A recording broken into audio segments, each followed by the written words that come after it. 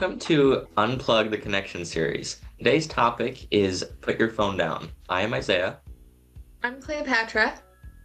I'm Caitlin. I am Amy. Put your phone down. Where do we get this from? Well, we usually have a story that inspires a topic or at least gives us something to talk about for a topic. And in this particular case, we were at Firehouse Subs for lunch yesterday. And it was Isaiah, Mom, Dad, and I. And we were literally in the middle of all the tables around us, our table was, and almost everyone around us was on their phone, ranging from probably around an 8-year-old up to probably a couple in their like 60s or 70s. There was at least 70s. Yeah, literally everyone was on their phones, and I mean, like, they would be talking to each other across the table while their phones were on the table playing a video or a game or I don't even know what. And so we walked out of there to get in the car, and then there's a guy walking across the parking lot staring at his phone. And like Caitlin said when we were discussing this, she's like, it's probably not even that safe. And so that's kind of the inspiration for why we wanted to talk about this. And when we walked out, I was just like, oh my goodness, like people were totally disconnected.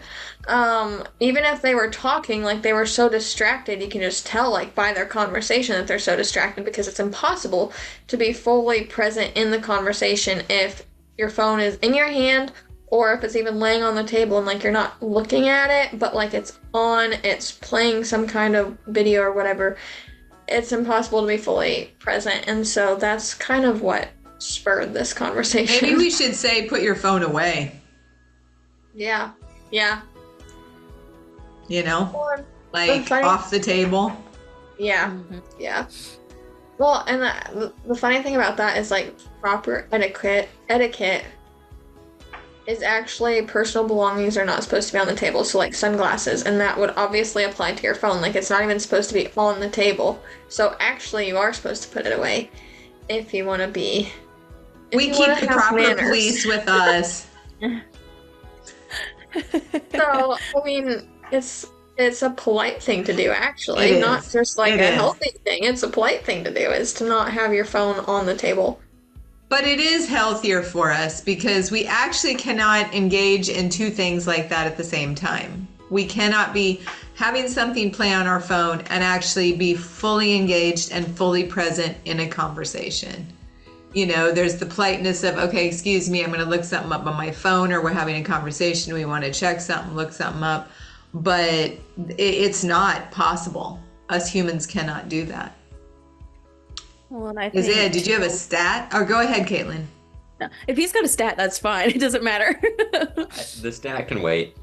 Okay. Well, when I think of meal times, like there's sacred pauses I feel like in my life that I enjoy, and like whether that's making a meal, whether that's sitting down for quiet time, whether that's, you know, a meal with Brad, there's those sacred moments that I enjoy, and it's a chance to either connect, to be still, to laugh and carry on at the dinner table.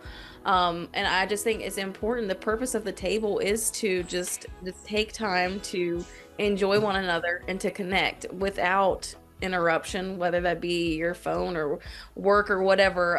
I think it's important. Pause, put down your device, and just connect. That's the whole purpose of that table. All right, time for the stat, everyone. I'm gonna have to read this off because it's not just like a short one-liner. 71% use phones while dining, but 8 in 10 get irritated by others doing the same, especially loud talking, social media, and selfies. But that's okay. So funny because it's a hard one. 71% Can you of read people that one use more it. time? Will you Yes. please read that one more time? 71% use phones while dining, but 8 in 10 get irritated by others doing the same, especially loud talking, social media, and selfies. So it's funny because 71% of Mic people drop. use them at the table or while eating, but 80% of people are upset when other people do it. I think they So call that hypocrisy. Yeah. Well, and the other thing is that we've noticed, or we've talked about this and we've observed how at certain restaurants it's a higher probability that you see people on their phones versus other restaurants, such as when we went for Isaiah's birthday almost 2 weeks ago. It was like a sit down kind of like steakhouse restaurant, and you really didn't see people on their phones. But then you go to like Chick-fil-A or Firehouse Subs, and like I think Firehouse Subs was worse. But you go to like these restaurants that, yeah, you sit down and people are at the tables, but they're not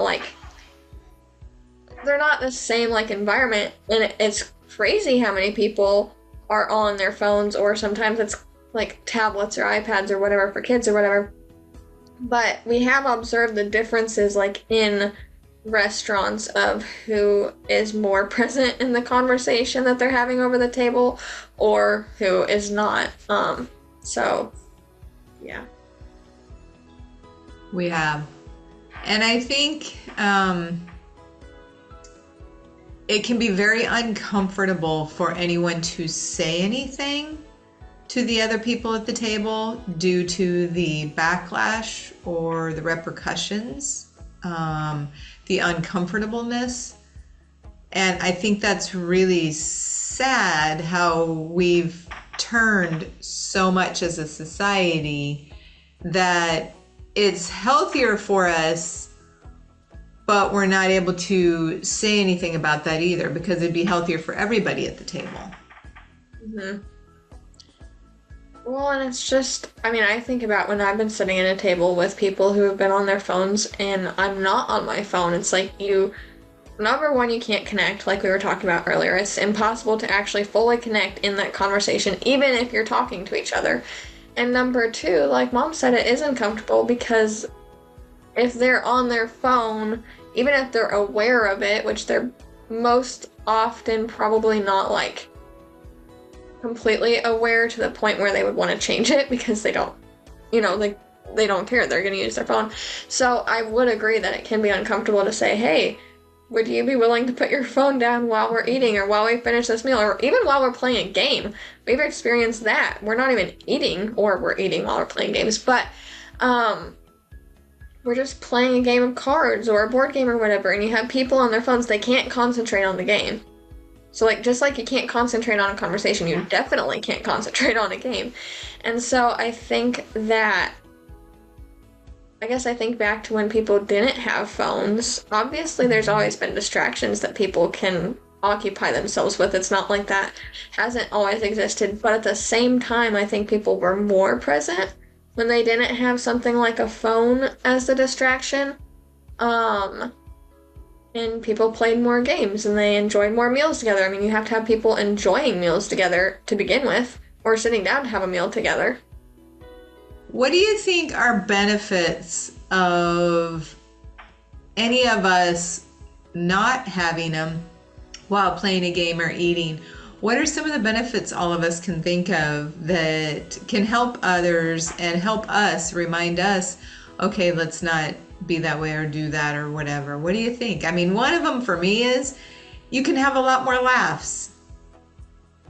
You can get that good old belly laugh going. I mean, there's nothing better than just laughing your head off. Well, and I think too, like kids or just people around you are learning. Like you may never audibly say, my phone is more important than you or this relationship. But when you've got that phone, it's kind of what you're portraying or what you're saying.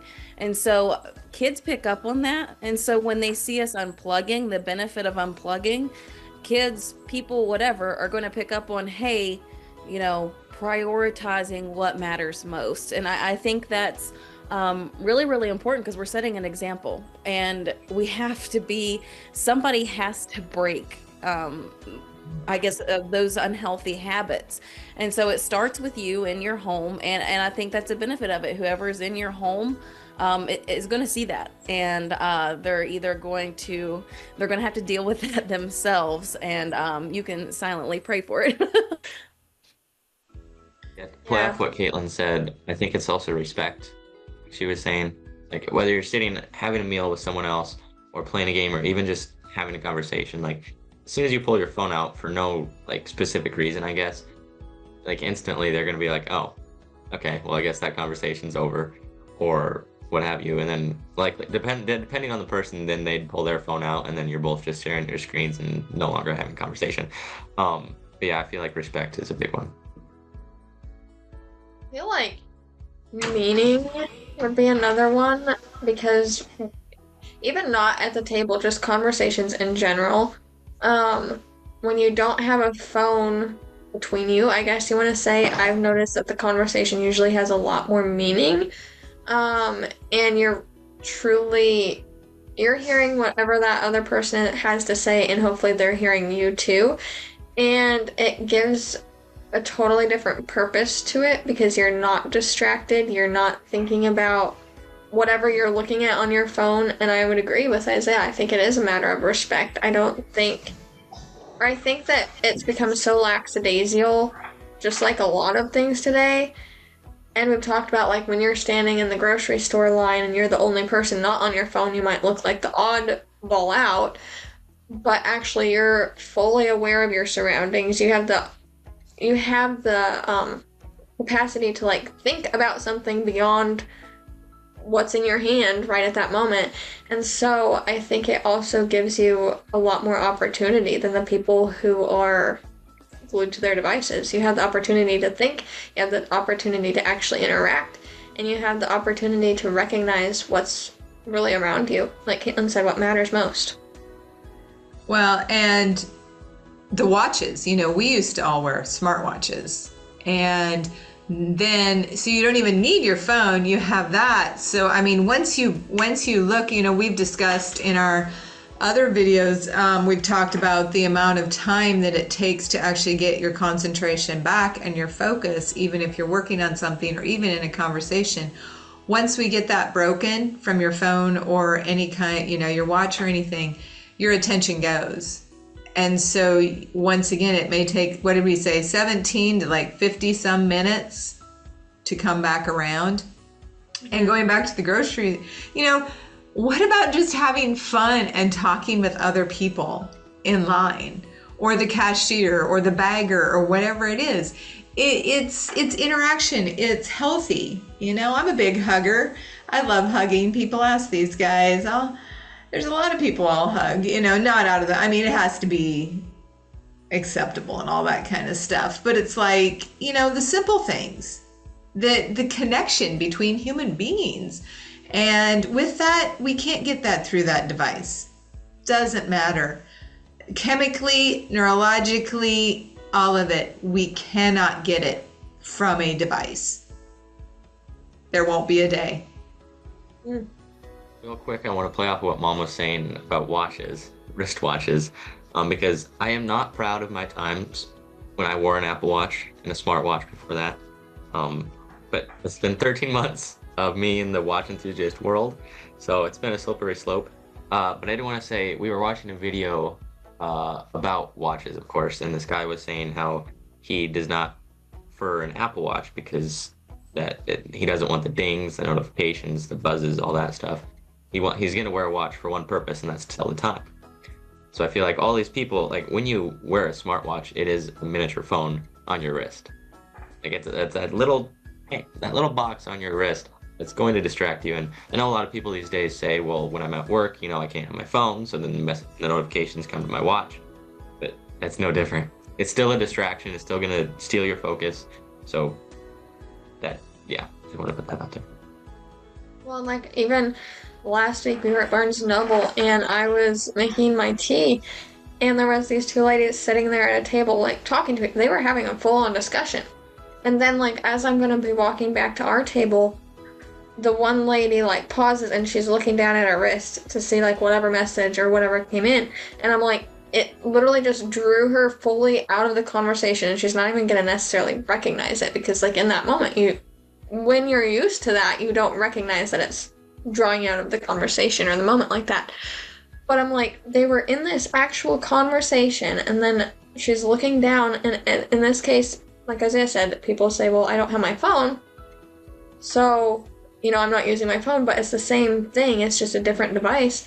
Or like even out in California, we met this lady, and she's like, we were talking about, we didn't have this series at the time, but we were talking about just kind of like unplugging, and connecting with people and that kind of thing. And she was saying how she pays for service on her watch, like cell service Oh on her yeah. watch, because then she doesn't have to take her phone. And we were talking about it, and we're like, it's the same thing though. It's just a different. Actually, it's strapped to you, so it might be worse.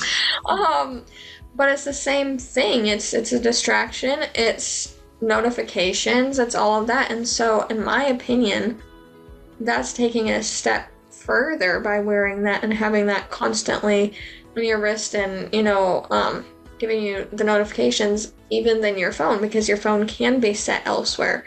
Your watch, if you're using it, it's going to be on your wrist. That's the whole point of a watch. And the irony about that story, Cleo, is she works at a watch store. We were seeing it in a watch store when she was telling us that.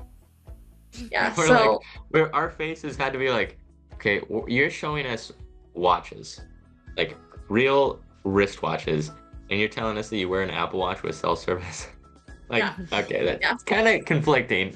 I'm just saying, it's a little conflicting. yeah, so I mean, I guess it would be put the technology down. It's not just the phone in this case.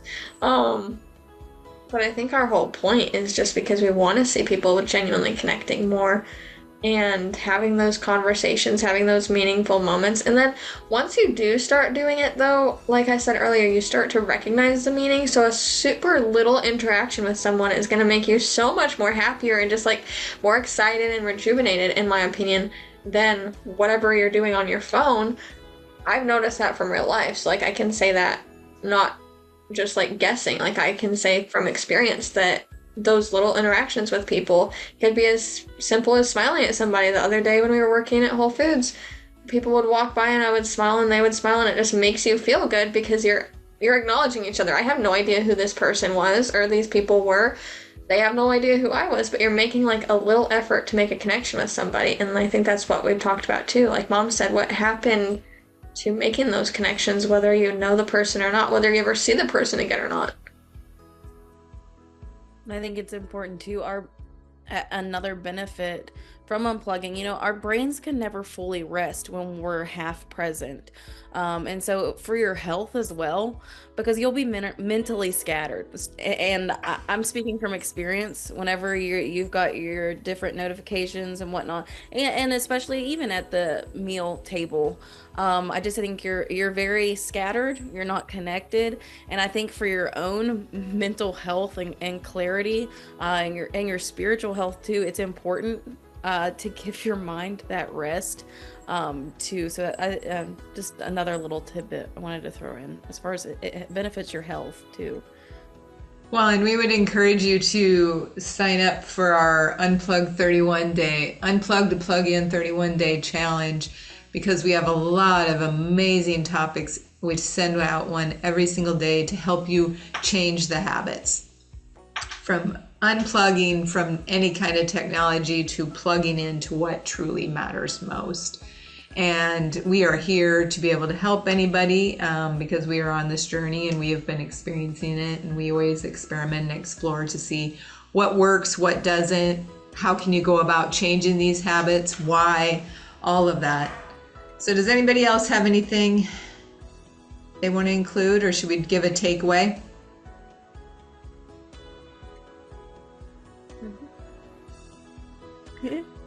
I'll start. I'll start. It still goes back to, I think about, let's just go with a meal or a game, but actually a meal. I think about even when we used to wear our smartwatches and they were on at the table, it got to the point of, okay, we need to put silent mode on, but then you can still see if it pops up. But how conversations were so different and not as deep versus, and just not as, you couldn't get into a full conversation. You couldn't keep the conversations going. Now when we're sitting and having a meal, we sit there forever. We sit there a long time in our meals. And it's like, wow, we don't even get up. And I want to get up to get the dishes done if it's my day. But, I mean, we do. But it's just, try it. Try it. Just do it once. Okay, I went first. I think to play off of that, I guess I would ask you what you have to lose by trying it. You know, like you don't really have anything to lose, and you can come up with probably excuses as to what you would have to lose. And like we've said, you can have your phone in a different room, and if you're waiting for something or someone is somewhere else and you they might be checking in or whatever, you can get up to check your phone. Like it doesn't have to be thrown into the ocean, but like just what do you have to lose by putting it in a different room, not having it with you, we'll just say at the meal table? Like like mom said, just try it. And also I would say once when you do try it, like intentionally be aware of whatever conversations you're having, what setting you're in. Just like observe. Like I would challenge you to be fully present in that time, and also be honest with yourself of how nice it was. And also like if you notice any like habits of, oh, I would typically reach for my phone at this time, like maybe evaluate why that at that time you would reach for your phone. Is it something like boredom, or what is it? And so I guess I would say, what excuse do you have? What did I say? I can't remember what I said. Like, what do you have to lose? And then I would challenge you to be present when you do take that first step and just enjoy a meal or whatever it is with no technology. And I would say, just to kind of go off of that, my takeaway would be just a reminder: connection doesn't happen by accident. And Cleopatra mentioned it happens when we're intentional about being fully present. So maybe create a phone basket or a no phone zone near the table. This is where your phone's gonna go. No devices during meal, and just have connection. Start with maybe just an unplugged meal a week, if that's something you need to start with and build up, or just replace the scrolling habits with something simple, like maybe talking about your highs and lows of your day with another person. I want to say don't be afraid or meek or like be unashamed to put your phone down, because as we've said before, like when you're in the grocery store line or wherever you are standing there and everyone else is on their phone, because now it's just a natural instinct, your phone out of your pocket because everyone else is. Don't give in to the temptation, and don't feel the pressure of society and the people around you, because in reality, like, it didn't used to be a thing. We can get along without it. We can get by without it. So don't be, I guess, afraid or timid about it. Yeah. And also, I wanted to throw in there, put your phone down, unstrap the smartwatch, and dismantle the TV. Take it down from the wall when you're not using it. You can put it back up later. No, I had to say it. It'll use up some of your valuable time, and you get some movement in too. No, be that first kernel of popcorn popped. It may be uncomfortable, but it'll be worth it, and you will feel a lot better, and your body and your mind and your life will reward you. And reach out. No one nor family shall do life alone. Connect with us. We appreciate you. We are thankful for you, and take care.